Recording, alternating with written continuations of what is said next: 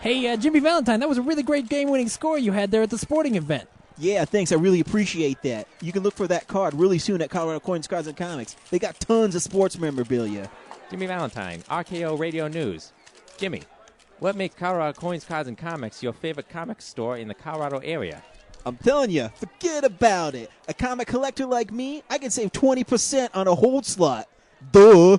Plus, it's hard for me. I'm on the road all the time. If I want the Amazing Spider-Man and I'm not around, it's in my hold slot. Jimmy Valentine, what do you have to say about your recent allegations about steroid use? I'm not going to answer that question, but I am going to tell you that if I want to get Magic the Gathering cards, I go to Colorado Coins, Cards, and Comics. The little square Jimmy Jr., he loves those. So go to 6700 Wadsworth Boulevard in Nevada, Colorado. They'll take really good care of you. Hold on, Jimmy, one more question. Wait, Jimmy. no, don't go yet. Does this sound familiar? You're interested in purchasing that new action figure, but aren't sure if it's worth it? Well, come check out PlasticExplosion.com, where you can go to find all the latest and greatest action figure previews and reviews. Every week they'll be bringing you reviews and picks from your favorite collections, such as DC Universe, Masters of the Universe Classics, Marvel Universe, Star Wars, Transformers, and many more. Come check us out at PlasticExplosion.com. That's PlasticExplosion.com. For barbecue that can't be beat, try Birdman Barbecue Sauce. Available and original and spicy. These robust, full-flavor sauces have the awesome power to kick your taste buds in their face. And for that smoking taste on everything you eat, try new Birdman Smokin' Rub. Caution! Meat left unrubbed may suffer from flavor performance anxiety. You can pick up Birdman Barbecue at local area Ace Hardware stores, Ruff's Barbecue in Golden, and the Danny Cash Hot Shop off Broadway. You can also like us on Facebook at Birdman BBQ.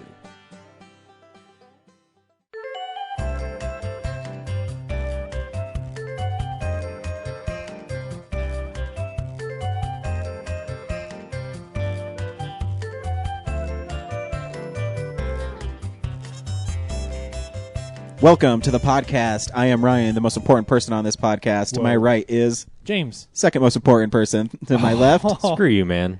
is Brad, the most important editor in Podcastonium. That's right. I want See, my plaque engraved. You thought I was going with to that say on third most important, and you just went ahead and attacked me for no fucking reason at all, Brad. So fuck you, buddy. I'm the second most important, but you're the one who does all the work. it. That's right. I do all the And work. I do great work, like making podcasts show up late each week. Oh, no. Hey, I'm the voice of this podcast. People look up to me, guys. We're Okay, nothing that's but voices on this podcast. Swear to the children more. are we really big amongst the children's? Our target age group is 6 to 10. Yeah. Mommy, I want to listen to the wheel notes. Fuck. 6 to 10, the smallest demographic ever created. SpongeBob and Real Nerds, the two go hand in hand. No, even SpongeBob has a bigger demographic than 6 to 10. Anyways, we're the Real Nerds. This week we saw two movies. We saw Flight, Yep. and we also saw Wreck-It Ralph. Yep. But we do more things on this podcast, guys. We just don't go see movies. We live and breathe movies. If you'd like to leave us a message, you can on Twitter, real_nerds. You can also leave us a voicemail, 720-6nerds5. You can also email us directly, realnerds@gmail.com. Dude, you can like us on Facebook, and you can type on Facebook, I like Real Nerds, and we'll read it online on the air because we're shameless. And more importantly, your friends will read it, and then they'll go, you must be stupid because I've listened to that podcast. It's garbage. I mean, no. They'll go, I'll have to listen to that. Why are It'll you be really attacking my good. podcast? I listened to the interview with the Battery, and first you're attacking our guests that are on our podcast, and now I didn't attack him. When did I attack him? my gosh. I never attacked him.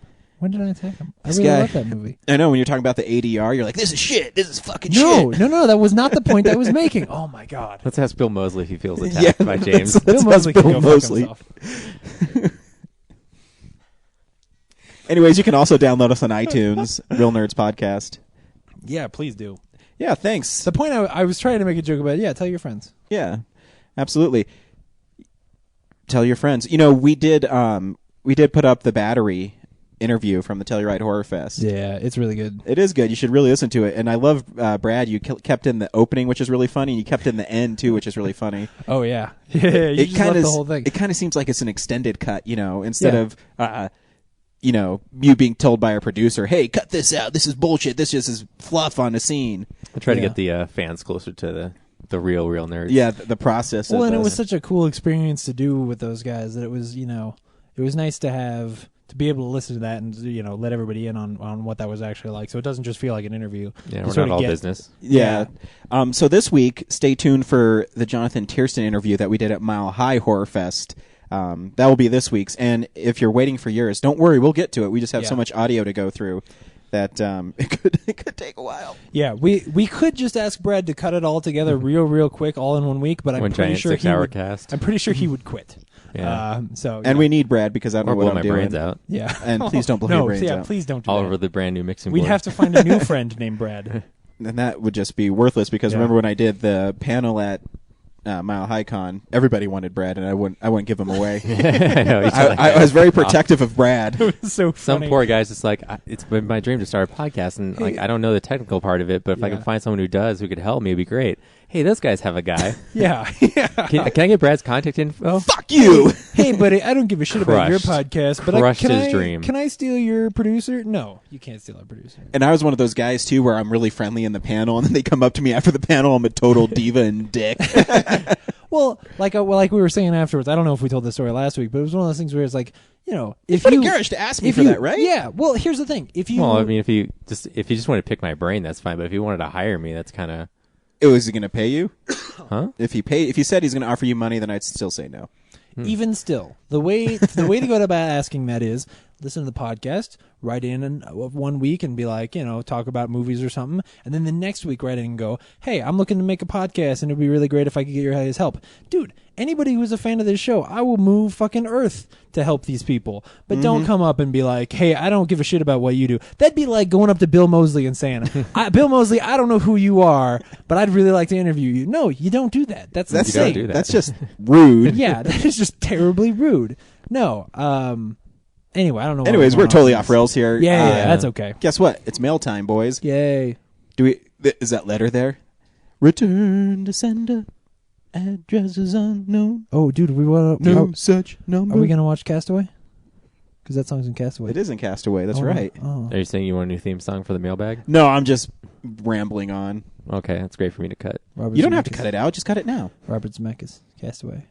That's really not helping, James. Fan mail.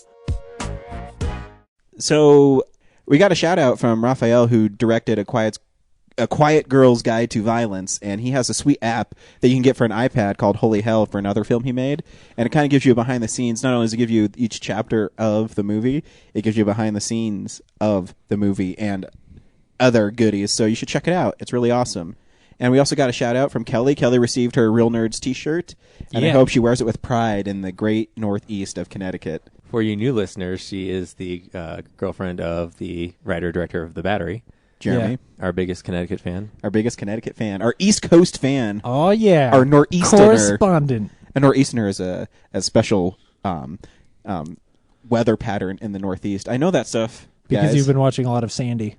No, because our friend Brandon, he went to the University of New England, and their mascot was a nor'easterner. Oh, That's where I learned it, guys. I thought you were just making a hurricane joke. I would never make a joke about a hurricane. Well, I didn't say it was going to be like a funny joke. Well, I would Just never figured that's say where that. you were going. That's what you make jokes about. Yeah. I make jokes about bestiality. Right. We also you got- You start conversations about bestiality. I make So, unfunny, obnoxious The jokes. Nor'easterners are too lazy to throw the T and the H in there to call themselves Northeasterners. well, no, it got Yeah, blown that's- away. Oh. There is the joke. I hope everybody's okay. Yeah, me too. Well, We also got a phone call this week. Russell called us, and James might like this one. ooh. Hey there, real nerds. It's Russell from DC again. Just responding about the Best Exotic Marigold Hotel. If I wanted to fool you guys into watching a shitty movie, I probably would have picked a movie with actors that are not nearly as well known or well renowned as Judi Dench. And anyways, it's one of those things. This message primarily goes out to James. I've heard you, James, talk a lot about Sherlock when the season ended. It's that kind of writing that that nuanced writing that the Brits are able to bring out in the movie, and I think it is definitely a great movie to watch during Academy season. Now, I know you guys don't necessarily talk a lot about TV shows, but I just want to let you know that one of my favorite TV shows right now is Castle.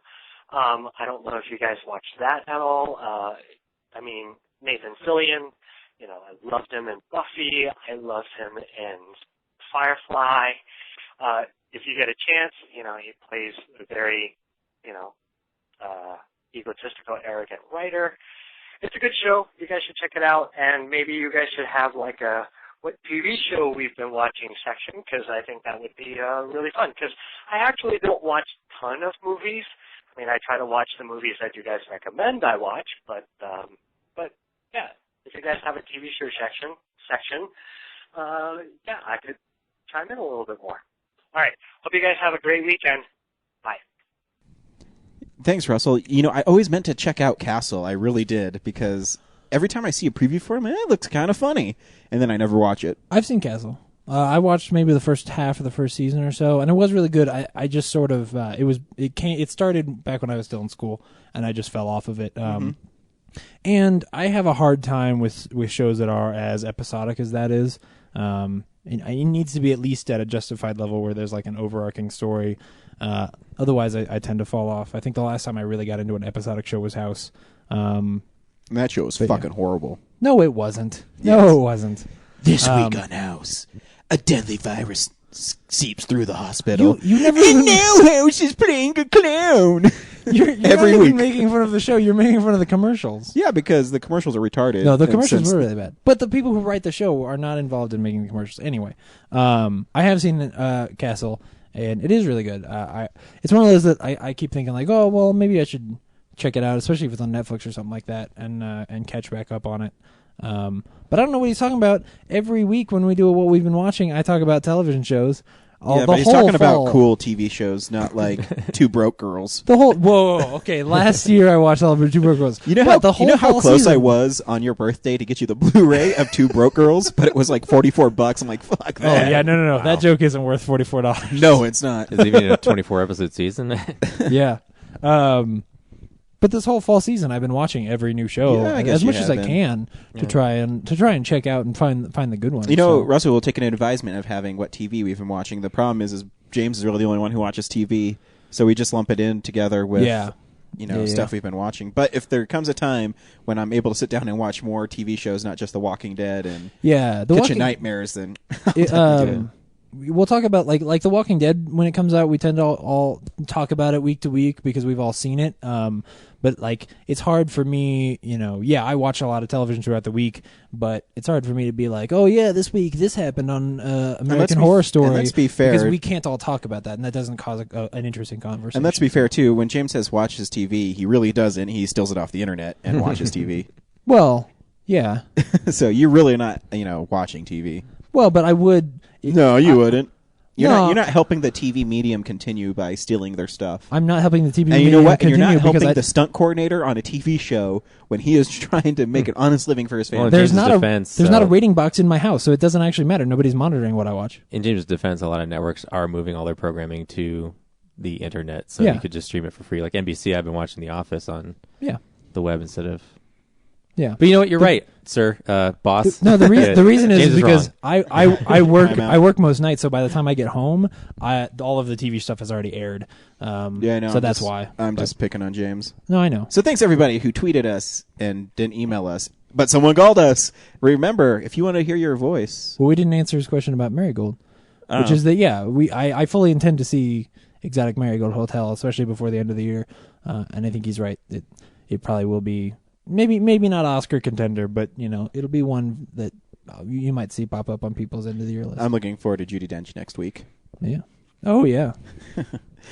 Then I definitely should see it this week, because then next week we can talk about 2 Judi Dench movies. We could. Cool. Thanks everybody. Appreciate it. Appreciate the shout outs. Guess what, guys? What? A movie that's been in theaters 3 weeks is the #1 movie this week. What movie is it?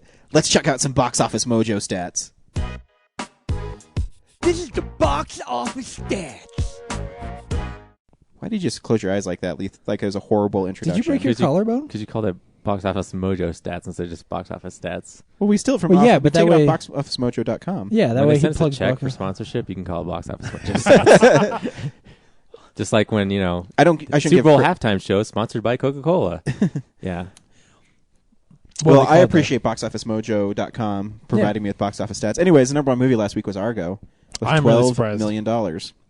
It's holding up really well because it's, everybody really seems to enjoy the movie. Yeah. And it's But- still the Oscar frontrunner, I believe. I would see Hotel Transylvania or Silent Hill hitting number one before Argo, and Silent Hill ended up at 5. The movie we saw was at 2. I'm not surprised Silent Hill. I mean, was it really even promoted?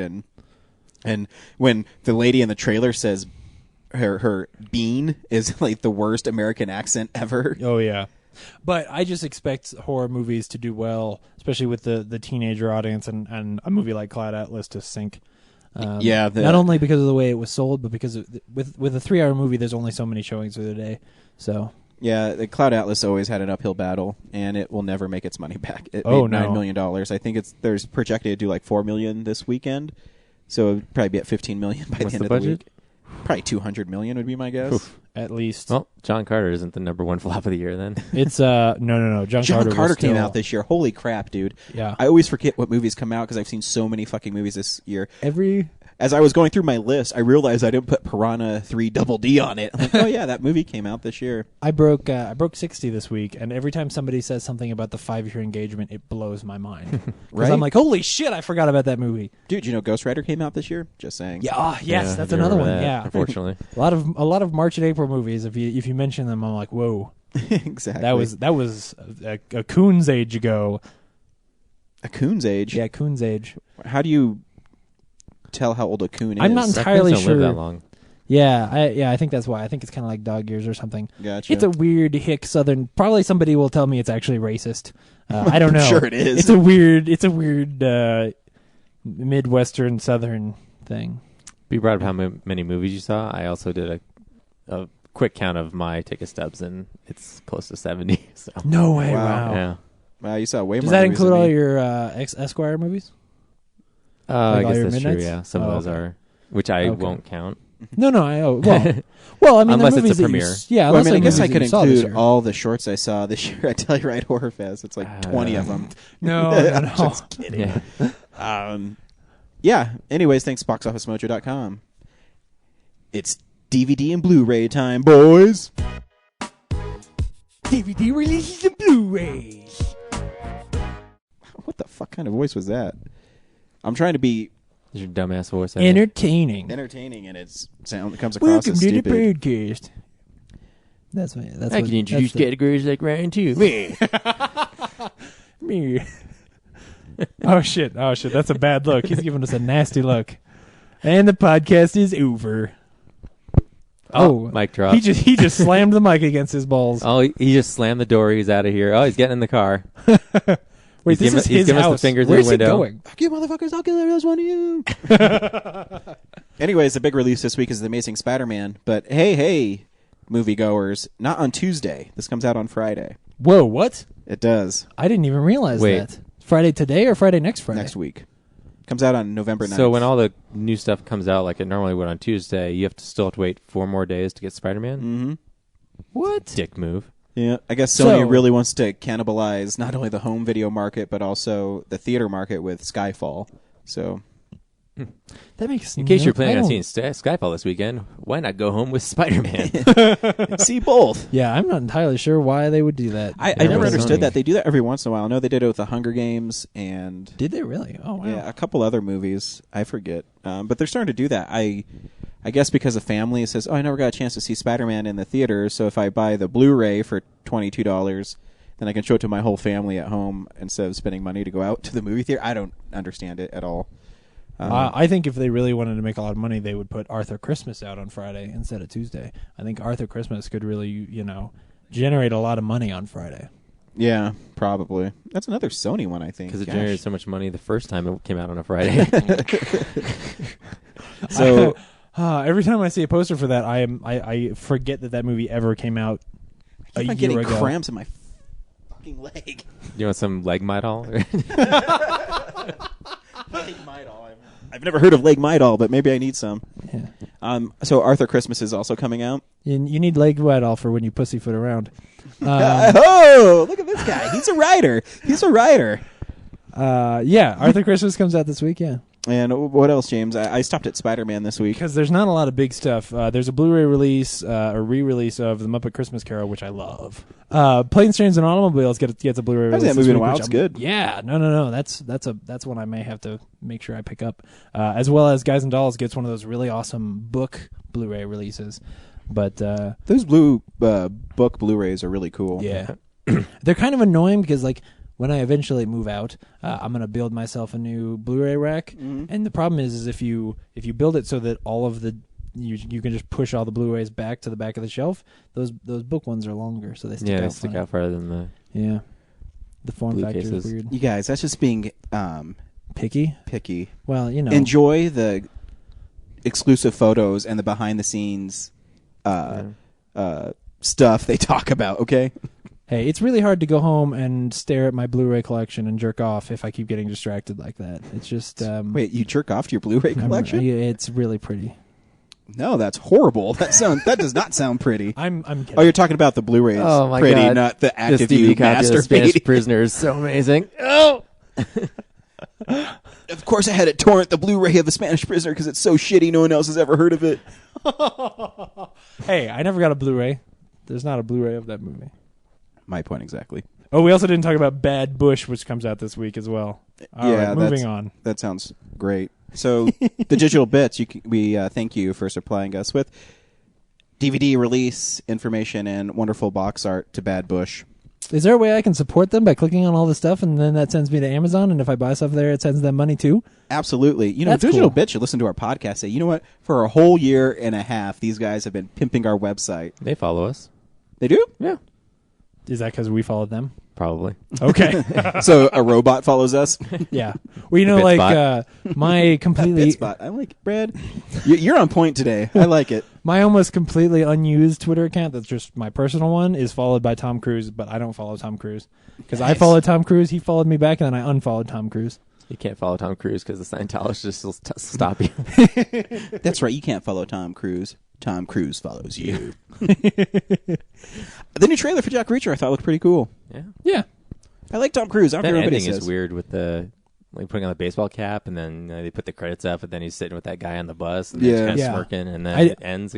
I like that scene, but honestly, anytime there's a trailer where it's like, this guy doesn't even listen to the law. He's going by his own rules. Sure, He's take such the an lawyer. I don't anti-hero." care. Ugh. And Oh, on second thought, I want to kill and you. what did Yeah, it sell makes me James wanna in the see the movie trailer less. is I don't think he was running in the trailer. So This is true. Yeah, I could use more. Yeah, like when he jumps out of the car, he walks. I'm like, what the fuck are you doing, Tom Cruise? You run. yeah, Tom Cruise is the best runner in Hollywood. Tom Cruise, if your feet are on the ground, you better be running.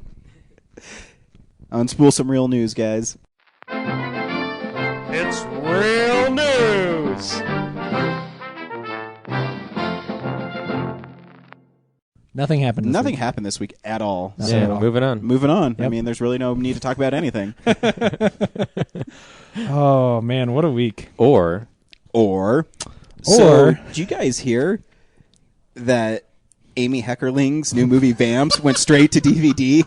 Oh no, did it really? It is bullshit. Oh shit! That I is the didn't know- biggest news of the week. Actually, here's the thing: I didn't know that. I didn't Really? know that that movie went straight to DVD. I saw the trailer, and it deserves to just go straight to the trash. I've never seen a trailer for it. I didn't maybe know one Disney should existed. help him out and pick up the movie for a theatrical release. Totally. That's unfair, actually. Maybe, Anyways. maybe Vamps is a real just gold mine of comedy, but I doubt it. Do you know she directed Look Who's Talking? I did not know that about her. Really? I don't know why I laughed. Look who's talking. Or maybe Not I just the read an worst interview movie. where she was talking about Look Who's Talking and everybody did a baby movie. I don't know, some shit about me not really paying attention to her interview. Hey, what's the real news this week, James? So there was this one guy, and he spent his entire life building up a company, and then he sold it to Disney. Nice. And it's a big deal. It's a And really if you big don't deal. already know this happened, it's because Big deal. you were living on Mars under a rock. George Lucas sold all of Lucasfilm to Disney for $4 billion. $4 billion. $4 billion is what his life's work is worth. Honestly, if I made Star Wars and I made billions of dollars on it anyways, and someone came out and said, "Hey, here's $4 billion if you give me that name," okay. Yeah.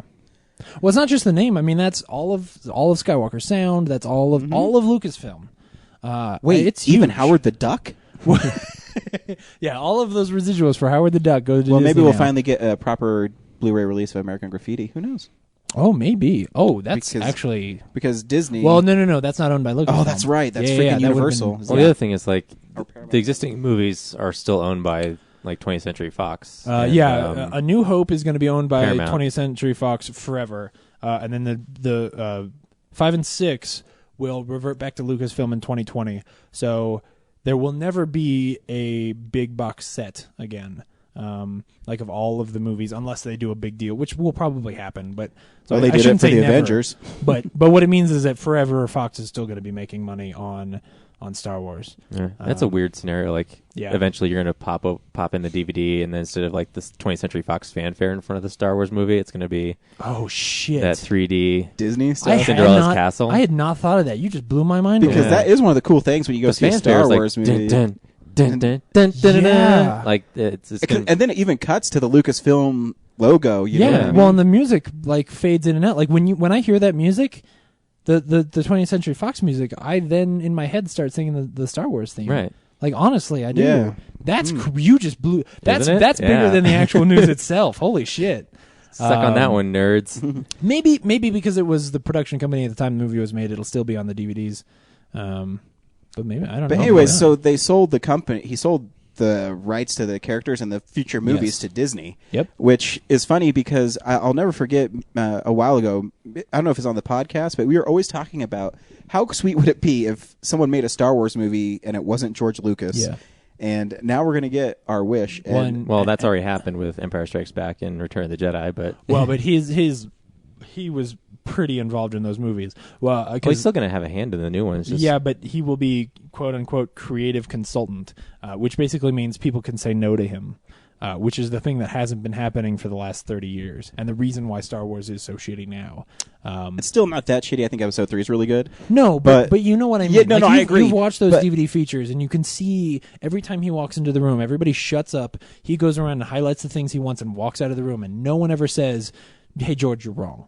Like, and that's the thing that's going to be different now. Is that now somebody's going to come on, hopefully somebody like a Spielberg, who wants to actually make a great movie and work as a team and draw the best out of the people around them, and hopefully they're going to make something really, really special. I think so too, and I think also one of the biggest news bits from that is they have a new movie set for 2015. Yeah, this is the other shoe though, because like I think it's good news that they sold to Disney. But if you say you're going to try and pump out a movie in 2 years, like, Well, I guess the that's what scuttlebutt is scares they've me. already got the script done.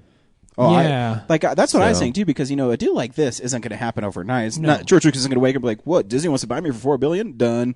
Yeah, And there's a lot of people forget too that Disney and Star Wars have a pretty close relationship, anyways. I mean, they have 2 attractions at their theme parks that are 30 years old. I want to say 30, Yeah. 25, 30 years old. When I was there on my honeymoon this last year, I got a Donald Duck who's in the shape of a stormtrooper and a Mickey who's in Luke Skywalker getup.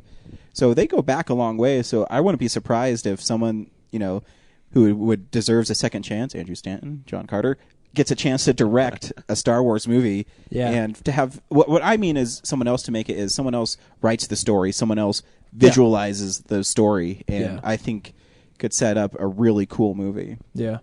The interesting thing is that now, since it's happened, we've started finding out that like Carrie Fisher and Mark Hamill have known for a year. It's clear that George Lucas and Kathleen Kennedy have been talking about this for a while. So it is entirely possible that they, know exactly what they're doing, but when they announced, they didn't show us anything. They didn't tell us these are the people working on it or anything like that. So it just felt like, hey, we bought this thing. We're going to do something really real quick. And that's the problem. Because they have Comic-Con and the D23 convention in May. Well, yeah. Oh, it won't be Comic-Con. I'm sure it'll just be D23. Because they're going to hold on to it. And, well, Yeah. too, it might even help George Lucas because now he's freed from all the stuff he's created. Yeah. And now maybe he says, you know what? I have an idea for a movie. I'm not going to be tied to Star Wars. I'm going to be tied to Indiana Jones. or any of that other stuff. Now I can just kind of make a movie I want to make. And Well, Indiana Jones is Lucasfilm too, so like, does Disney get a piece of Indiana Jones now? Mm-hmm. I think so. Yes. Future movies are, I think, now Disney. If I read the article, Like probably. Paramount's already. That's got funny. them, but- I can't believe I didn't specifically go But looking see, for the Indiana Jones. the thing with Lucasfilms, though, is they're all independent movies. They're all independently financed by Lucas, and then they're just distributed by Paramount or 20th Century Fox. Yeah.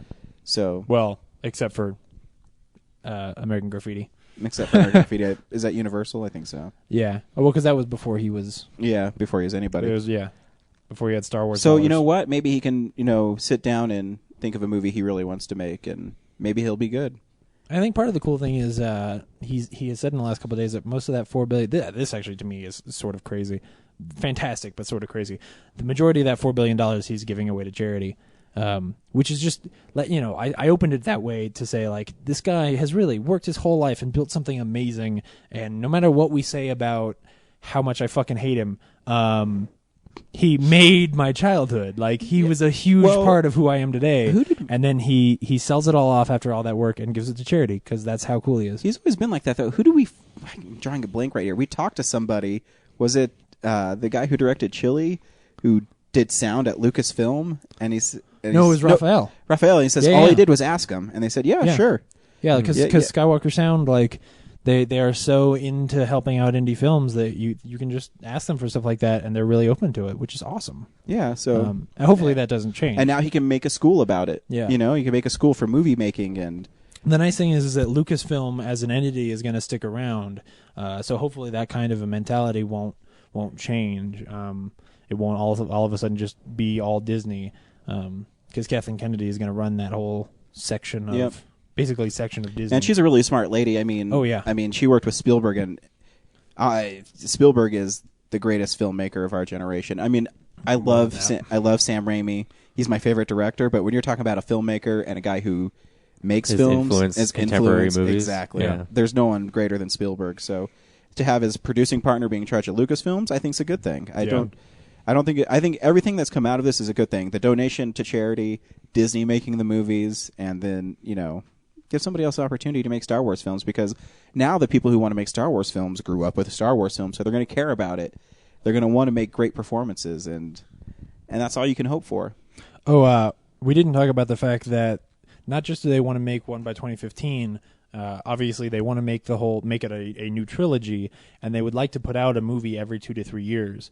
Now, I think it's a little bit hazy on whether they mean they want to put out the trilogy 2 or 3 years apart, or if they mean that after that they want to do it James Bond style, where they put out a movie, like an actual Star Wars movie, every 2 to 3 years. I certainly don't want them to wear this thing out, but I don't think they will. I mean, the universe is so rich. Yeah, I mean, exactly. That's the thing. Do so many things with it. You could start telling Kyle Katarn stories, and I would love those movies. As long as you have a good story to tell, and you have a fresh angle. I think that's part of what's wrong with those sequels, is that they're the same story.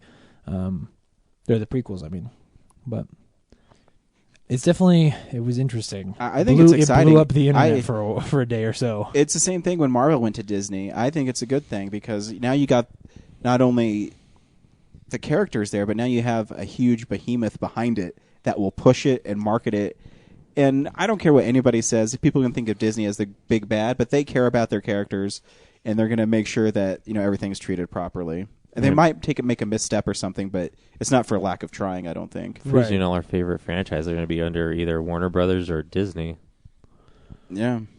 Well, and it's funny. Back when J.J. Abrams made the new Star Trek movie, he said that part of why he wanted to do that was because he knew he would never get to make a Star Wars movie, and he wanted that to be his Star Wars movie. And the truth is now, I mean, I don't know if how crazy would that be? He does Star Trek and they offer him Star Wars. That would be awesome. Yeah, I don't know if that's going to happen, but just to open it up and say, like, dude, anybody could do a Star Wars movie. Like, they could approach Christopher Nolan, or they could approach Sam Raimi, or anybody. Like, Sam Raimi, he's already in the Disney wheelhouse now too. Yeah, they could Oz. They could throw enough money around there and get anybody. They could get Steven Spielberg, actually, because they don't have problems with being outside of the DGA. So, none of those classic Star Wars problems would occur. And now I think Spielberg promised he would never direct a Star Wars because that's his friend's baby. So yeah. Well, but George Lucas are also some years ago said that he didn't want Star Wars to live beyond him, like that he didn't want Star Wars movies to be made after he died. And then he did this and said, "Hey, I want somebody else to start making Star Wars movies." So, a lot of times going to happen, and we're going to get some news constantly coming in. So, yeah, hopefully we'll know something about where it's going. Yeah. One of the great things, I read a book called Darth Plagueis, and it was Darth Plagueis is who trained Darth Sidious, who trained Darth Vader, and Darth Maul. But one of the rules that every Sith Lord broke was there wasn't one apprentice. There was always more than one. So even though Darth Vader's dead and the Emperor's dead, I'm sure there's another apprentice out there somewhere. Oh, yeah. And hopefully he's as badass as Darth Maul. Dude, yeah. They've been writing books about Star Wars for so long. Everybody has found a way to bring out, like, oh, there's, some guy in this corner and he's evil too. Like, it's easy. And you know what? Even if the bad guys weren't Sith, that would be a good story too. Yep. There's all kinds of cool characters and cool ideas in that universe that it is. So many. Han Solo. Yeah. No, Han Solo should not be the bad guy. No, I don't. Never a bad guy. Well, Han Solo has questionable moral standing, though. Yeah. And if it were me, I would not bring Carrie Fisher and. What if Disney goes back and re-edits the movies and makes them how they were originally released in the theater? So. Ooh. Gives people exactly what they want. That's the other thing, is that we probably won't see them messing with those movies anymore. And they're also, it sounds like they may stop doing the 3D conversions of the original trilogy. They've said that they're definitely going to do those are already 3 on the release schedule. I'm sure they're probably close to being done. Yeah. But I saw someplace in the many articles I read about this where they said that 2 and 3 were still on the slate, but that the other 3 were kind of up the ones in the people air. care about. Yeah, which is a shame. I'm sure it'll end up happening. I'm sure. Disney releases everything in 3D right now, so why not? Oh, that's true. Yeah, you're right. Disney's one of the big 3D people, so yeah. They are. Yeah, it'll happen. Never mind. Also this week, Bryan Singer is returning to the X-Men. Yeah. Not that surprising, because after Matthew Vaughn dropped out, you kind of had the feeling that Bryan Singer was interested in revisiting the X-Men stuff. Well, the only reason he didn't do it was didn't do the third one was because he was doing Superman. Yeah. Which was awful. It didn't do what he wanted it to be. I don't think Superman Returns is an awful movie. No. I think it's well made. I think it is. Just not something I would ever watch again. Yeah, it just nothing really happens. Yeah. Well, and then he's having such a hard time with Jack the Giant Killer, Slayer. Shit. That I think going back to some fertile ground where he knows what he's doing, and where people are going to give him some control would probably be good for him. I think so too. Because obviously people are just fucking with Jack the Giant Slayer a little too much for him. Otherwise, it would be out by now. Like, we saw a trailer a year ago or something like that. I think it comes out March now, I believe. Yeah, it's not a good sign. Not at all. But also, Spider-Man news again. Because they're going to have to start shooting the new sequel really soon. Oh, yeah. I'm guessing in January, February, sometime around then. Yeah. Jamie Foxx is in talks to play Electro for Spider-Man 2. Yeah, he had it all started from a tweet where he said that for Halloween he was dressing up as Electro and that the costume felt really good, which is a funny way to break news. Which is bullshit because Electro was white in the comics. What? Oh, it all goes back to that lady at Comic-Con saying that kid dressed up as Green Lantern couldn't be what's his name? John Stewart. Yeah, John Stewart. Well, it also goes back to, remember Donald Glover didn't he audition to be Peter Parker as well? Yeah. And some people or he was toying with the idea, but again, it doesn't matter. I'm just the internet decided that should happen. That was really And Jamie Foxx is a great actor, so oh yeah, I bet it'll be great. And I think Electro will look really cool on screen. Yeah. And it's a different kind of thing for Spider-Man. He's not fighting a scientist, he's not fighting, a monster. He's just fighting a dude with superpowers. Oh, what a surprise. The black man's a villain again. And that's the most racist thing on the podcast was Brad. That's more racist than Coon years. No, it's just prejudice. The real news here is that it's them confirming that it's going to be Electro, which I think is cool. I'm going to guess he's not going to be the only villain in that movie. Really? This is my take on it because it's Ultimate Spider-Man. Is I believe Norman Osborn is going to think of it because the Lizard was kind of an accident. Yeah, and so he's going to take what Kurt Connors and Peter Parker figured out and kind of make his Goblin formula, and he's going to test it on somebody first. Yeah. And it's going to make Electro happen, and at the end of the movie, we're going to see the Green Goblin. Yeah. And that's going But to be that's awesome. not the same as like a Spider-Man 3 where you've got at least 2 villains through the whole movie. Oh, yeah, no. Having a villain show up at the end is totally different. Yeah, I thought think you more meant of an overarching. I Right. mean, I think Norman Osborn's going to have an appearance in the movie, Yes. and he's going to be a character. Oh yeah. And at the end, I think he's going to show up as a Green Goblin. And I'm racking my head of who I want to play the Green Goblin, but I haven't thought of anybody Willem yet. Dafoe. He's dead. In Spider-Man lore. Willem Dafoe is dead. In Breaking Spider-Man. news. Yeah. But no, I don't mind. I think Jamie Foxx is a cool actor, and Yeah. something different. It'll be cool. Yeah, it'll definitely shake that character up. Electro is one of those like very traditional comic booky characters where it's like, oh no, he fell into the giant electrical thing and now he's got Yeah. electrical powers. Like it's not going to work. You know. And also Yeah, I heard you've gotta casting have Harry the- Osborn too. Oh, I'm sure they are. So Yeah, they've got to definitely settle moving that stuff forward with that. I'm Yeah. guessing it's going to take place in college. I'd hope not. I hope they keep him in high school. I think he's a want- senior in Amazing Spider-Man. That's fine. It can be like 3 weeks later. I really don't want them to do like the other ones did, where the next thing you know, he's got to figure out how to pay rent. Like, no. I want. Don't you know Parker's young luck, Peter dude? Parker. That's what happens. No, You're I one of know. those weird guys that want Peter Parker to be in high school for 50 years. No, not for not for 50 years. But I would like a few movies where he's in high school. He's not that's even the in high reason school why for- Peter Parker's not going to be in the new Spider-Man comic. But It's because people like you. No, the original Spider-Man movie. He's not even in high school through that whole movie. Right? Isn't he living on his own by the end of the movie? In the first one? No.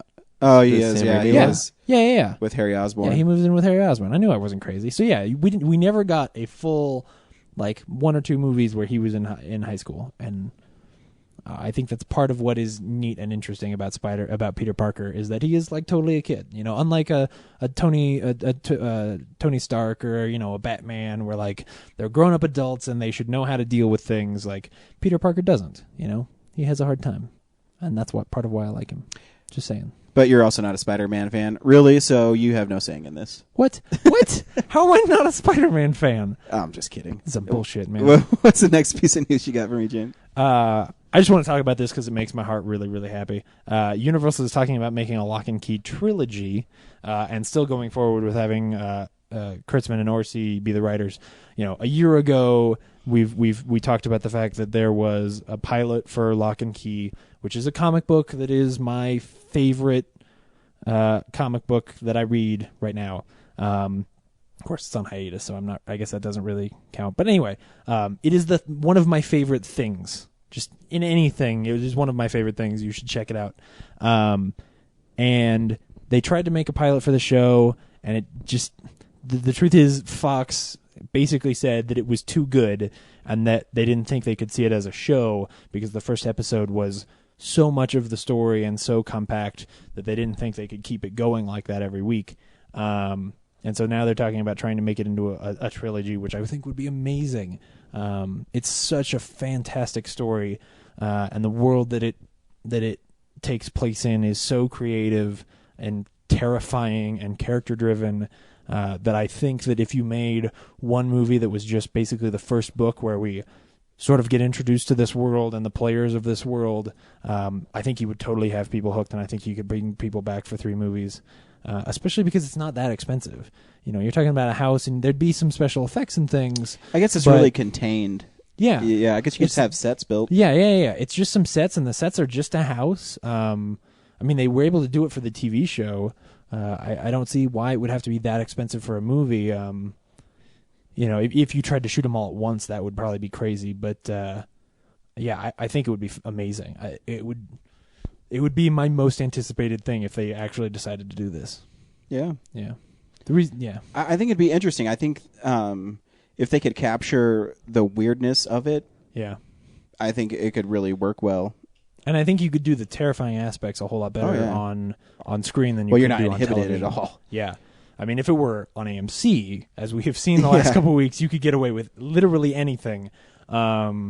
But as far as like just the tonal aesthetics and stuff like that, not I having agree. commercial breaks would be huge. Because then, man, you could really deal with some of the amazing ideas that are in that book. So all of that to say, if you haven't bought or read Lock and Key, you got to run out and get Lock and Key. Or you just wait till the new one comes out and then James lets you borrow it and you just read it from him. How is that different from torrenting? Community comes back for you season 4. You paid for it and you're letting me read it. Community is gonna come back. I promise it is, but it's coming back to Thursdays too, which is good. That means it's not a death slot on Friday, but it's also coming back in February, which is a long time from now. It is. Yeah, it's just one of those shows I don't know what to do with. Yeah, unfortunately. Yeah, and Arrested Development will also come back in April as well, so it's going to be a while. But that show, that's different. And that's it. Big week in news, guys. Yeah, it is Comic Book Corner time. What's up, nerds? It's the Comics Corner. Now, I know we got done talking about Spider-Man, but I'm going to go ahead and recommend everybody start picking up Amazing Spider-Man because it is ending in December with issue 700. And right now they're kind of setting up a bunch of... Dan Slott's been the Amazing Spider-Man writer for almost 100 issues now, so he's been setting up all these threads that he's going to tie up. It's mixed feelings for me big time. Because, one, I know for a fact that Spider-Man is not going to be Peter Parker. But it's kind of cool to see... I don't know. Like, how they're setting up the story is kind of interesting. They had Spider-Man's sidekick for a couple issues, which I thought was a horrible idea, but I actually liked how it was resolved. He was created by Peter Parker because Peter Parker works in this lab now. And he became so powerful that he was dangerous. He was scaring Captain America and Iron Man. And so he was reckless, and he was making all his powers go crazy, and it made airplanes fall out of the sky. So Iron Man had to save all these airplanes, and so Captain America said, "You got to do something about him, Parker." And so he said, "Okay." So Peter tricked him into having training sessions at his lab, and then when he stepped into the lab, he removed all his powers from him. So it was with like an anti-power laser. No, it's scientific, but I'm sure it's like stupid science. I mean, it's comic book science. Yeah, I can't remember exactly the words they used, but you release a cell-penetrating anti-power gas into the room, and then shoot him with lasers to make him unconscious, and then suck the gas back out, and it takes all his powers with him and puts him in a bottle. But I just wrote the issue. Very nice. but now they're dealing with the Hobgoblin and Kingpin, which I always thought was an interesting thing. The Hobgoblin, who's the Hobgoblin right now, his name's Phil Urich, who was the good Green Goblin. It's a really long story, but he went crazy and he killed the original Hobgoblin, or so he thought. And the original Hobgoblin's back now. And there's like a goblin fight. The Kingpin's in the middle because they're trying to unlock Norman Osborn's secret stuff. So I'm hoping Norman Osborn shows up. Dr. Octopus is going to die. So there's a really big climax to the Spider-Man story. So you should pick up Spider-Man while you can because it's getting interesting. Cool. And issue 700 I think comes out in December. Yeah. And it might be interesting, especially if you're somebody who's excited about Marvel now and them rebooting all of Spider-Man, sort of rebooting. It might be interesting to see where they left it and have a little bit of an idea. Yeah, I hope they don't kill Peter Parker because I hope they leave the door open for Peter Parker to come back. And they certainly shouldn't kill Peter Parker because killing Peter Parker's already been done. Yep. And it's unnecessary. Yeah, and if you kill Peter Parker in 616, we all know he's going to come back. You're going to revive him in a couple years or reboot the series. Like, it's not like an Ultimates where you can kill him and it has emotional impact because he's dead. I really hope, because they're getting rid of Amazing and they're launching the Superior Spider-Man, I hope that they have a different Spider-Man for a while, and then Peter Parker comes back because he's crazy or whatever. Sure. Yeah, Peter Parker has stopped being Spider-Man before. But just so you know, though, issue 700 will be $8. Wow. It's 124 pages. No way. Yeah. Wow. But what's cool about How many of those pages are ads? I don't know, but what's cool about, I was reading the solicit for it, is the main story is written by Dan Slott, but they're bringing back all their major writers. They're each contributing a story to it. Oh, very cool. J.M. DeMatteis is I'm really looking forward to. He did Kraven's Last Hunt and The Child Within. Some guys who haven't done Spider-Man in a long time, so make sure you pick up Spider-Man. Not a Stan Lee, was there? I think he is doing like a little story in it. So they just sold me a $8 issue. So make sure you pick it up. I know I'm going to be really poor that week because I think there's 4 different variant covers. And one's really badass, Spider-Man swinging through the city, and the cityscape is all the names of the creators who made Spider-Man. Oh, that's cool. Or contributed to it, so it's really cool. Yeah. So yeah, pick up The Amazing Spider-Man because you might not get very much. Well, I'm sure it'll come back, but for a while at least. My comic shop near me is pretty shitty. Is there a better place where I can go? There to pick it is. up? You can go to Colorado Coins, Cards, and Comics in Arvada. And Cool. And I'm sure if you talk to Andrew, he'll reserve you as many copies as you want. Oh, so it's not like dark and nobody ever helps you if you go in there? No, it's not at all that way. Cool. It is All very right. friendly. Cool. Actually, I was there this week, and all the lights were on. And Andrew left early. I guess he leaves early on Tuesdays. And I was there, and I got my comics, and I was flipping through it. And my Angel and Faith wasn't the Rebecca Isaacs cover, the Wizard of Oz one, which is amazing. Yeah. And so I went to the shelf, and they only had 1 issue left, and it was the Wizard of Oz one. Shit. So I grabbed it, and I went up to the front, and Bruce was checking out people.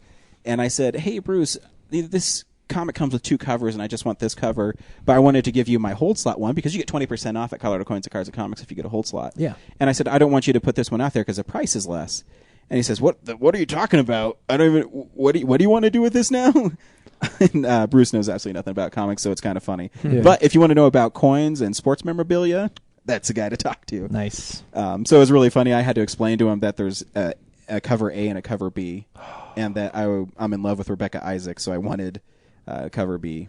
I'm going to have to call my store and tell them to start giving me cover Bs because I selected them online, but they I don't think they pay enough attention to it because I only got cover A this month, and I was very sad. See, and that's scary, too, because Angel and Faith isn't like a really high-ordered comic. I think I don't even know if it's in the top 100. Yeah. So very slim pickings. Well, I've got a couple of days off this week. I'm going to run around to a couple of stores and try and find it because do you need the Wizard of Oz one? Yeah. If I see one, I'll pick one up for you. Yeah, please do. And there's me pimping out Angel and Faith, too, because this book's still really good. Yeah. Every week, man. Every week. Every month, Every month. Now it's time for stuff we've been watching. So, yeah, this is the stuff we've been watching. I took over a new store for my company I work for, and there's a Walmart in the parking lot, and for some reason the store I took over, they didn't have pens to write with. And we needed paper for the printer. Dude, unbelievable, right? So I go to Walmart, and while I'm there, they have this bin of thousands of DVDs that are $7. So I'm like, you know what? I'm going to pick up some Blu-rays. And I shouldn't say DVDs, the Blu-rays. And so I picked up The Princess Bride 25th Anniversary, which is exclusive to Target, Walmart. And I also got The Breakfast Club. And I'll start with The Princess Bride. I don't know how many times I've seen that movie when I was little. I haven't seen it in a really long time. But I still remember every beat. I remember almost every line. But as I'm getting older, things just tug at my heartstrings just so much more now.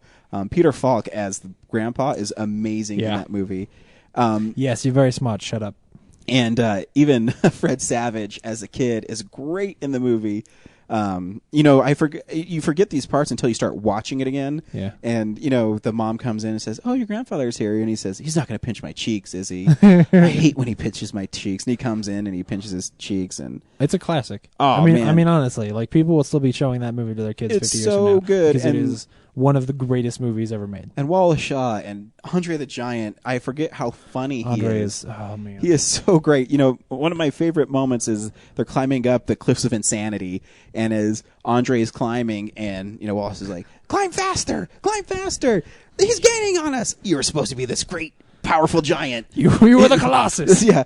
Well, I'm carrying 3 people, and he's only carrying himself. Who knew? He's just so fantastic. He is amazing in that movie, and Cary Elwes is so good in it. Christopher Guest. Dude, the whole movie, the dude who plays Inigo Montoya, the movie is just so cute. And as I'm getting older, like I said, things just start, pulling on my heartstrings more. That first 10 minutes, man. Yeah, and as I'm watching, as you wish. I'm watching the movie and it's ending, and I know how it ends. I've seen it so many times.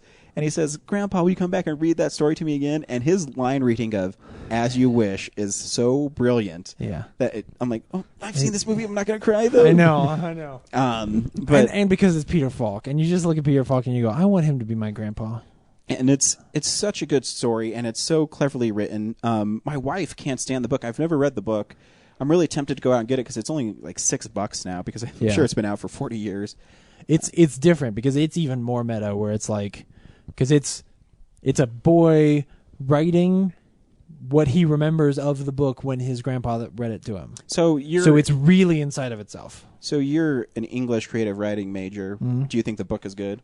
I didn't finish it, but hold on. That's because I'm really bad with books and I start them and then I don't finish them. Okay. Because my wife can't. Because I get distracted by it. I thought it was really neat the way he was writing it. Part of it is also because I have a problem when I start reading the book of a movie that I've already seen the movie, because it's not as engrossing because I already know what happens. But so that was part of my problem too. But I definitely think it's worth checking out. My brother really liked it, and my dad liked it too. It's just different. Yeah. The way he writes it, he takes a weird angle on it, and you're like, whoa, that kind of. But there's just so many great character moments in the whole movie. I mean, back to the part where they're climbing the cliffs of insanity. You know, I'm older too. I appreciate movies now more as the art form. Yeah. And Inigo Montoya, is telling him, he says, "Could you hurry it up? I'm waiting for you." And he swears on his life that he won't kill him until he reaches the top. And so they sit down and they have that great moment where he talks about the six-fingered man. And dude, it is just... It's so full of classic moments. It is. And what makes a 25th anniversary Blu-ray really cool is they have a 12-part interview series. Oh, wow. And the first is with Rob Reiner, Carrie Elways, and Robin Wright, who is still really pretty. She looks great how old she is. And I think she's divorced from Sean Penn now, so which I is even like even her better. more. Yeah, exactly. But so he's talking, and then the next one is with Carl Reiner, Rob Reiner's dad, who did the Dick Van Dyke Show, and he talks about how great the movie is that his son made, and he's so proud of his son. He's like, dude, this is so good, and everybody talking about Andre the Giant, how great he was, and dude, there's a really good documentary about Andre the Giant. I can't remember what it's called. I saw it, I think, on VH1 some time ago, but it's amazing. Where they interview everybody who was like friends of his and talk about his whole life and all of the struggles that we never really knew about. It's amazing. And the coolest story that was relayed in the documentary was Rob Reiner said he gets people coming up to him all the time, and no matter what he's done, someone has something to say about Princess Bride. Yeah. And he said these people were skiing, extreme skiing, where the helicopter drops you off and you ski, and they're trapped in an avalanche. And they were, no one was coming to rescue them, and the lady there acted out the whole Princess Bride to keep people's minds off of, what was happening, and they were rescued the next day. So, wow. And he couldn't believe people would, respond to that movie so well. Yeah. So, that was a great movie. And all that to say, if anybody out there has not seen The Princess Bride, like, run, don't walk. You can go to Walmart and pick up the 25th anniversary Blu-ray for $7.88. Yeah. Come on. You owe it to yourself to pick it up. The other one I picked up was The Breakfast Club, which I have not seen since the 80s, early 90s, maybe the 80s. Yeah. I don't know. And it's a John Hughes, and it's maybe his best known movie. Yeah, maybe it's not his best movie because we already talked about Trains, Planes, and Automobiles today. I would at least say that Trains, Planes, and Automobiles is better than Breakfast Club. I have to watch it again. Okay. But The Breakfast Club is really good. For those of you who don't know, what was really interesting watching it again is it's filled with so many cliches, but you forget that was a movie that kind of made the cliches. Right, exactly. So you're trying to watch it saying, wait, I've seen this in movies, but this is the movie that kind of started it. And most of the performances are really solid in it. Ali Sheedy's character kind of bothered me because she was the outcast and she was weird. But it was one of those kind of forced weirds. Is she putting dandruff in her salad, or is she really carrying Parmesan in her hair? No, she's putting dandruff on her picture she's drawing. Oh, I thought that was like during lunch or something like that. That was weird. And there was also a weird scene where they were smoking dope, and then afterwards Emilio Estevez starts dancing, like on the book rack balcony area, and it's like this really weird dancing. But there is a really great scene towards the end where they're all sitting down talking about why they're there and what their parents do to them and why you're not special. And so there's some really great moments in there. And it's funny, you know those scenes. I couldn't help but think of Not Another Teen Movie when Dick Vernon comes in and yells at all the kids, and it's verbatim from Not Another Teen Movie. But the movie's really good, and it has another great documentary on the Blu-ray. It's the Universal's 100th anniversary Blu-ray. So if you haven't seen The Breakfast Club, it's kind of you should check it out. It's really good. I posit that Uncle Buck is the best. John Hughes movie.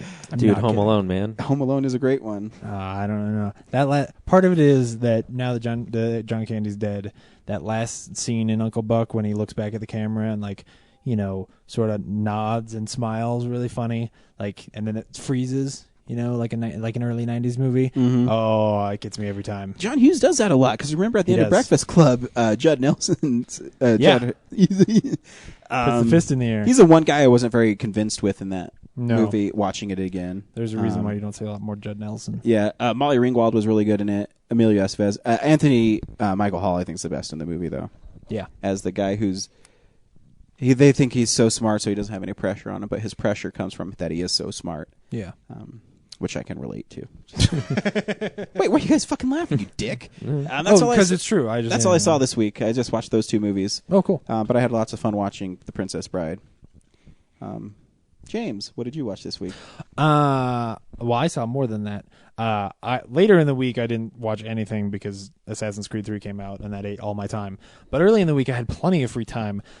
For my birthday, you got me Batman: The Dark Knight Returns Part 1, which is the full title of the movie, which is, of course, the animated adaptation of The Dark Knight Returns, the classic Frank Miller story. Which then I realized in watching it that when you finally hear the interview that we did with Raphael, the director of Quiet Girls Guide to Violence, I was totally off my ass what we were talking about at the beginning of that interview. I totally remembered those stories incorrectly. I was just confusing a couple different stories. Anyway, it's really good. I really do like their interpretation of that comic. The art is, I would say it's inspired by, because they have to have it move and the frame has to be full. It can't be quite as sketchy as Frank Miller's The Dark Knight is. But as far as like the way that he's designed, where he's real big and broad and he's got that big chin, like Batman just looks a little bit different in Dark Knight Returns than he ever has. If you don't know the history, in 1986 when it came out, like it was the thing that people credit as giving Batman his balls back, basically. Because before that, the popular sort of vision of Batman, especially in pop culture, was, your Adam West and all the campy stuff and sort of the detectiveness and the real badass, like, Dark Knight-ness of Batman had kind of gone away. And by then the Comics Code was gone, so they came out with this story that's basically, it takes place in the future and Batman is old and there are these mutants, there's a mutant gang and all of this stuff. And if you've read the book, basically the first movie does chapters 1 and 2, which introduce you to this Batman and explain why he becomes Batman again, and then he faces off with the mutants, which is actually a pretty perfect place to end it. They start setting up the really epic stuff that's going to happen in 2, but my biggest fear with when they made this movie was that they were going to split it and it wasn't really going to be cohesive as a movie. But I think you could watch this just by itself and be like, oh yeah, that was a cool story. But of course it sets up the next one awesomely. What happens in the next one? I'm not going to say. I've never heard of this Dark Knight Returns. There are some people who haven't heard of Dark Knight Returns. I felt like I should explain. Oh, no, I think you should too. I mean, enough time's passed where maybe someone hasn't. Yeah. And if you're somebody who just likes movies and likes all the Batman movies and want to know more about Batman and know a little bit more history, I think this is a great place to jump on, because DC has been doing some amazing work with their animated features. It's the one thing that they have over Marvel. Oh, yeah. Hands down. Oh, absolutely. Marvel blows them away in the movie department, but I think as far as the animation, it's not even a contest. And it's all full force here. I was amazed at how much I love the score for this movie. Really? Like, really enjoyed it. It has a few little... there's something just aesthetically about it that makes you reminiscent of the Dark Knight scores, the actual movies, the Christopher Nolan scores, but it is totally its own thing, and it sounds fantastic. I really enjoyed this. Oh, and we just get, I don't want to spoil too much about how it ends, but we get just a little bit, and especially if you watch the special features, we get just a little bit of Michael Emerson's Joker. Sweet. Just get to hear his laugh a little bit and go, okay. And it is, especially from the book, the version of the Joker that Frank Miller uses is real weird. More of like a businessman who's insane than anything else. It's a very different take that I've never seen, I think, anybody else use. Am I right, Brad? You're the Batman guy. Yeah, it's definitely different. It's his own thing for sure. That's incredible insight, Brad. Thanks. I think Brad was so whiplash. He was like, "Oh shit, somebody's talking to me." Yeah. But yeah, and so I think Michael Emerson. I haven't read it in a while, so I can't remember. I just remember him being like really brawny, and he's not the lanky, Mark Hamill Joker. Yeah, and that's why I think it makes sense to pick somebody like Michael Emerson, who is a bit more menacing and brooding than anything else. Well, I was listening to the Dark Knight Returns Fat Man on Batman, and spoilers is that he's a little effeminate sounding. Yeah, but I think that's on purpose a little bit, especially because he is supposed to be old and post-insane. Like, basically, you see him a couple times through this movie, but it's not till the end that he pops back up. But most of the movie, he's in an insane asylum, and he's just quiet and sitting there. And Peter Weller is Batman Bruce Wayne, and he's really good as well. RoboCop. Yeah.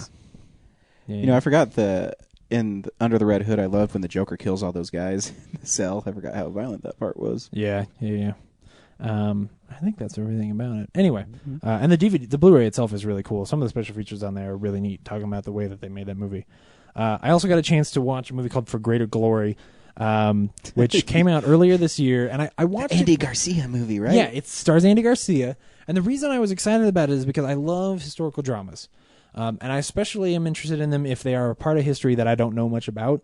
And the movie it's set in Mexico in about 1920, when basically the president of Mexico passes all these sort of anti-Catholic laws because he's afraid that the Pope and the Vatican are going to undermine his authority, which is not a new fear. Like, people have been fearing that since as long as there's been a Vatican, kings have been crazy about this shit.